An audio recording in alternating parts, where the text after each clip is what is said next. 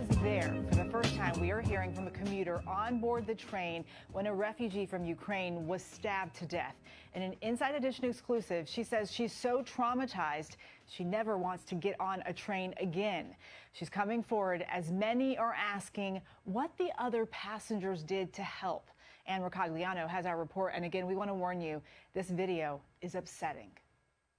Did anyone come to her aid?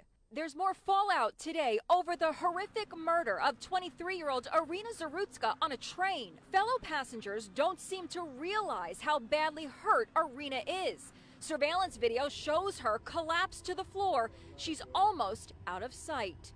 After the murder, accused killer DeCarlos Brown can be seen stalking the rail car, mumbling to himself, his knife dripping with blood. He's bleeding from a cut hand. Horrified passengers try to get out of his way. When Brown gets off the train, other passengers can be seen running to help Iryna. Takara Howard was sitting several seats away. Do you think people should have helped her? I really do think people should have helped her. I think a lot of them didn't know what to do in that situation. I think a lot of them was shocked. The shocking slaying has touched a nerve with male model John Rudat, who suffered a slashed face when he tried to help two women hassled on a train while on vacation in Germany. If I would have been there, my first priority would have been her. She was obviously losing blood. Do you think they were scared for their own lives? I think they were scared for their own lives, and that's completely understandable. She was scared, holding herself, and then slumped over unconscious. And they just let her lie there. Meanwhile, DeCarlos Brown's sister Tracy confronted her brother during a jailhouse visit, posing the question everyone is asking. She's from the Ukraine, so I'm just trying to understand, out of all people, why her? Brown, a schizophrenic, blames voices controlling him. I don't have nothing. They just lashed out on her. That's what happened. And Iryna's family is breaking their silence for the first time, saying in a statement, Iryna came here to find peace and safety, and instead her life was stolen from her in the most horrific way. No family should have to go through this.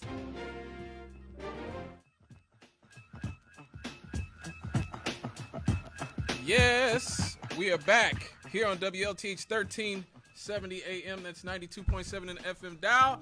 It is 6:44 in the PM here on September the 12th, 2025. The future is here. The future is now. The future's not looking so good. The future's looking dusty about a day, boy. My God. But yeah, I mentioned this case about this model from Ukraine who was killed on a bus in Charlotte, North Carolina by this homeless guy named DeCarlos Brown Jr., who, as you heard, was schizophrenic and hearing voices in his head. The stabbing occurred on August the 22nd aboard the light rail train at East-West Boulevard in Charlotte, North Carolina's Lynx Blue Line. The victim was 23-year-old Iryna Zarutska, who was a Ukrainian refugee who just recently arrived in the United States seeking safety from the war in Ukraine. She worked at a pizzeria and studied English at community college with aspirations to become a veterinary assistant. The surveillance footage shows her boarding the train at 9:46, then sitting quietly. 4 minutes later, a man identified as DeCarlos Brown Jr. pulled out a knife and stabbed her 3 times, including once in the neck. In the immediate aftermath, Brown repeatedly walked through the car, removed his sweatshirt, and loudly muttered, "I got that white girl." Second later, he exited and was arrested on the platform. The suspect, DeCarlos Brown, has a lengthy criminal record. Arrest since 2011 for larceny, armed robbery, breaking and entry, misuse of 911, and assault, and has repeatedly faced mental illness concerns.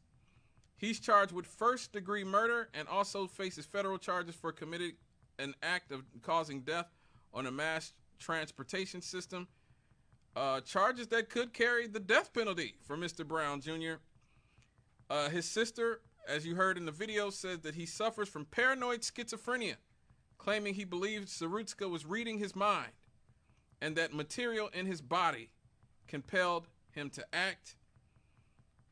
In the aftermath, the Charlotte area transit system faced heavy criticism for inadequate security. Mayor Vi Laus called the killing senseless and tragic, and thanked those who refrained from sharing graphic footage, and urged the public respect and compassion for victims' family. President Trump, again, used this to fearmonger, along with his right-leaning commentators. They criticized local bail policies and public safety measures, calling for tougher enforcement and labeling the incident a failure of the justice system. Zarutska's family, who has endured both displacement from war and tragic loss, are now advocating for reforms in transit security and mental health systems, which is the actual logical thing to do. They have also asked for media and public sensitivity around the sharing of the attack footage. That's probably not going to happen in this country that we live in currently. Ukraine's Ministry of Foreign Affairs stated that they are in contact with the investigators, and the case has sparked dialogue about refugee vulnerability and criminal justice. First and foremost, I think you have to say this is an absolute tragic situation. This lady came here trying to get away from a war in Ukraine that our government started, but that's neither here nor there. But she came here trying to get away from that, and she ends up being killed by a homeless man on a bus who was hearing voices in his head. That is absolutely, I mean, you can't get more tragic than that. It really can't. You really can't get more tragic than that. Unfortunately, because we live in the hellmouth in 2025, this has become something. This has become something that was used by right-wing influencers like Charlie Kirk before his death, like President Donald Trump, and many others, as a way to fearmonger about black people, particularly black men, and violence in urban communities to manufacture consent for fascist policing of urban communities. And, you know, ironically, Iryna Zarutska's family are the ones saying that we need to talk about mental health and we need to talk about security, whereas much of the right wing are just, again, using this to fearmonger about black people. This could have been a productive discussion about homelessness. Why don't we have these discussions about homelessness? I talked on this show. Finland basically ended homelessness. How did Finland end homelessness? Anybody want to tell me? I'll let you guess.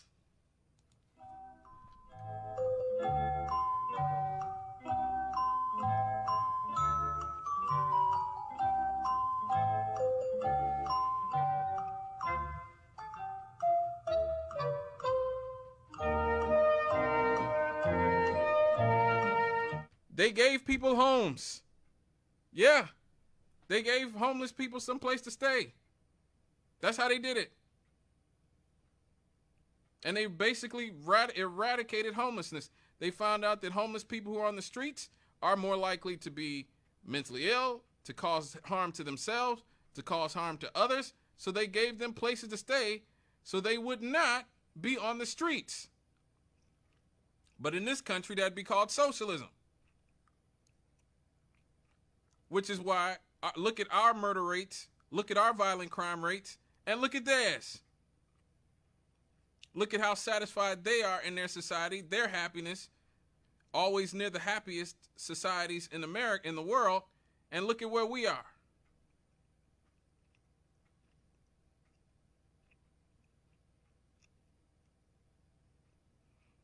This could have been a discussion about mental illness.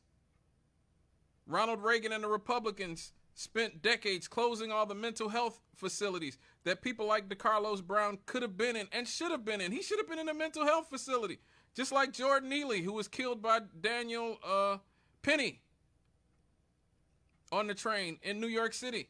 A lot of these people should be in a mental facility. They should be getting the treatment they need, A lot of these people have all kinds of traumatic experiences in their lives and need to be on medication, need to be in a mental health facility. But instead, we just let them go, and then when they commit a crime, we sit back and go, oh my God, now we got to kill them. This is also something that other first world countries do not do, which is why they don't have the type of crime and violence in their societies that we do.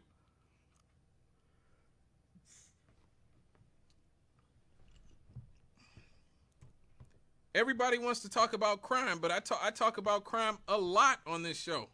There's plenty of studies that show what makes crime go down. And it ain't allowing the police to be fascist and to brutalize random black people or the homeless or the poor in general or having your streets filled with the military at all times. There was a study done in Tennessee on Medicaid. They found out when they expanded Medicaid to all the poor people, violent crime plummeted.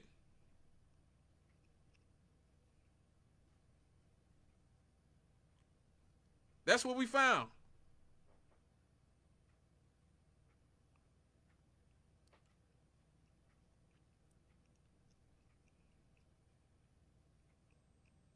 We found that violent crime is a direct consequence of a society that does not give a damn about its citizens. That's why America has much higher violent crime than every first world country.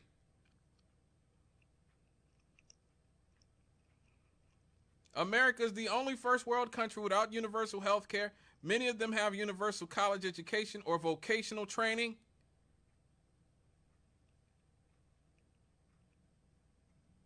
But they have to pay taxes. We have to pay taxes.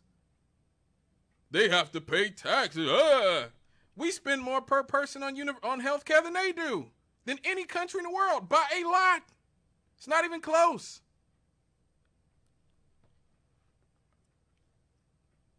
We have to pay taxes whenever we have to pay hundreds of thousands of dollars a year to keep people like DeCarlos Brown in prisons. That's not a tax.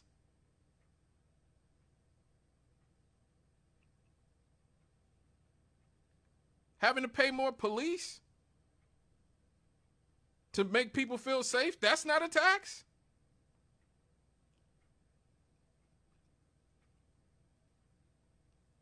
But those are taxes that benefit the wealthy elites because they're all invested in private prisons. And they benefit from not having an economic plan for people like DeCarlos Brown Jr. They have two uses for him, in a casket or in a prison, and where they can use his slave labor.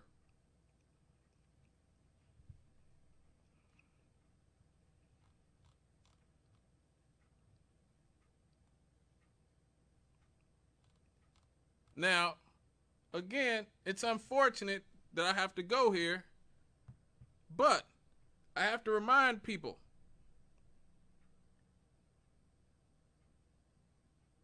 that the right wing purposely uses these type of stories to fearmonger about black people. And we know this because there was an identical incident that happened in Tulsa, Oklahoma, just a few weeks before.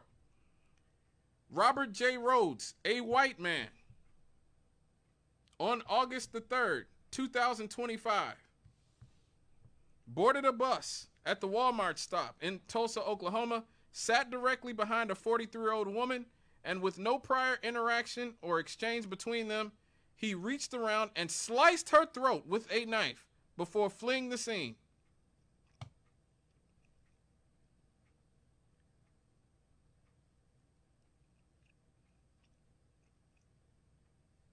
Nobody said anything. Charlie Kirk didn't have nothing to say about that.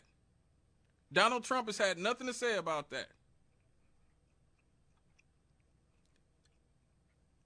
None of the media outlets that's covered the Iryna Zarutska stabbing have had anything to say about Robert J. Rhodes.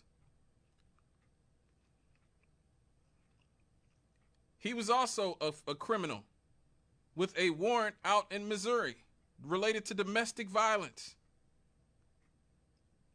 Authorities described that attack as also random and unprovoked. But you don't hear about that case whatsoever. We just recently had a case where a young white man shot 3 black people because one of the girls, two girls and one boy, killed these 3 young black people because one of the girls he had a romantic interest in, and she did not reciprocate his feelings, and so he killed her sister, and their brother. I'm thinking about one of their friends. I think the guy was one of their friends. And they were also immigrants. They were Africans.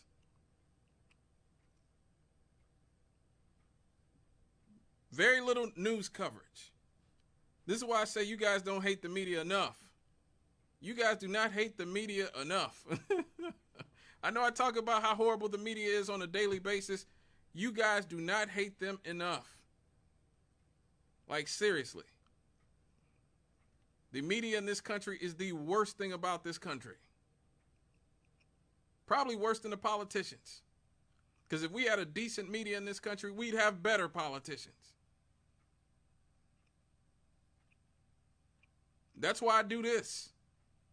That's why I do this. I think the media is more important than all this other crap.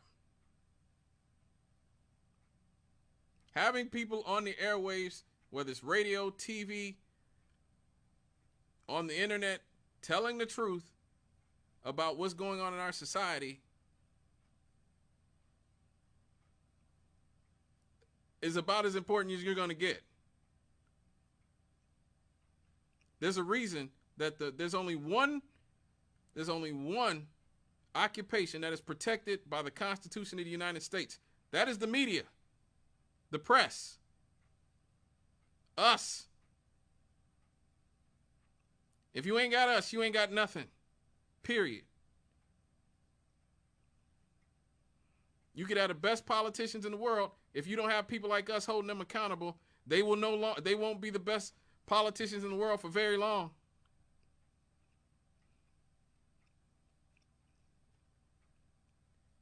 We are accountability. That is what we do here. Accountability. Power without accountability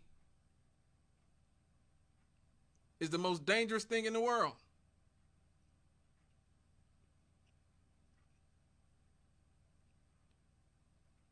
And we live in a world now where the very wealthy and powerful and the elites and all these, fearmongers, they don't have any accountability or very little. And they're trying to shut down whatever accountability there's been the last 5 or 6 years that I've seen. And I take that back. Really, since 9/11, we can go back to 9/11 when George W. Bush and them got the Patriot Act passed. And then we could go back to Obama when Obama expanded the Patriot Act and went after whistleblowers like Julian Assange and Chelsea Manning for holding our government accountable. Then we could go forward to Donald Trump and his eternal war on being held accountable and attacks on the press.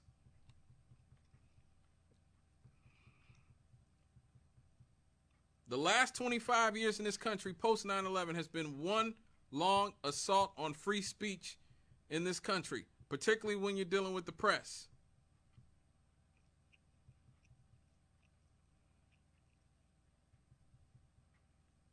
And that's why it's important to do stories like these. Because these people are irresponsible, purposely ignoring context when it comes to these type of cases, solely to allow people like Elon Musk, like Donald Trump, like Charlie Kirk to fearmonger about these cases. We're not going to talk about how to get rid of homelessness. We know how to get rid of homelessness. We could end homelessness in America for under $30 billion.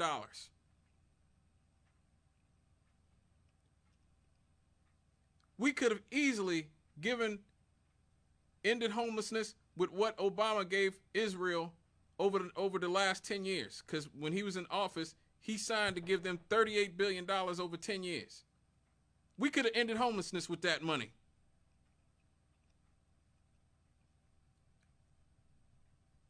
We could have ended homelessness multiple times with what Joe Biden and Donald Trump are giving Ukraine.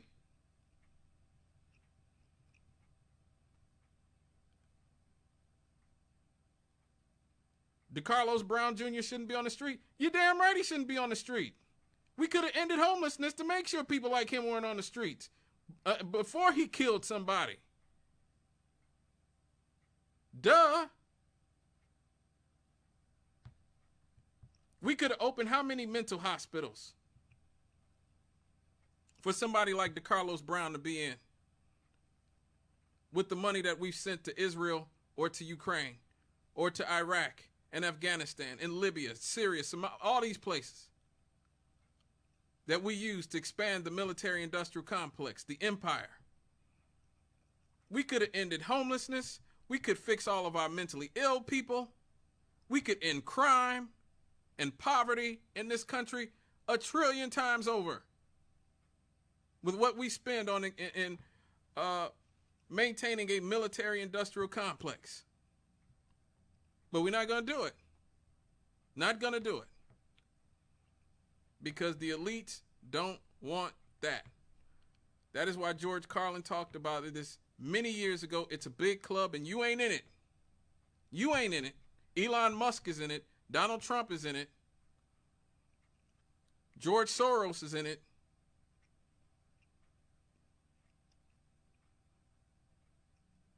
All the donors for the Democrats and Republicans, all them in it, but you ain't in it. They will let you be homeless. They will let you die from mental illness or any other illness. They will let you die in horrific crime, criminal attacks, knowing that all of this could easily be remedied if we lived in a functional society.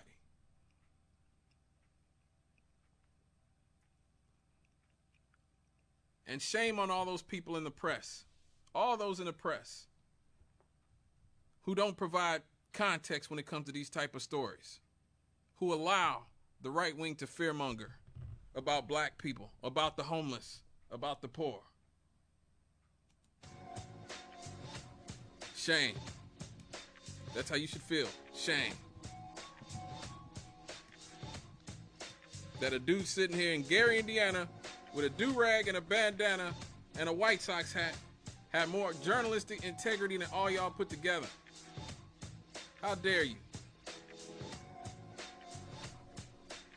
Allow Donald Trump to hijack the political narrative, to allow Elon Musk, to allow Charlie Kirk to hijack and use this woman's tragic death as a way to fearmonger about black men and about the homeless and about the poor.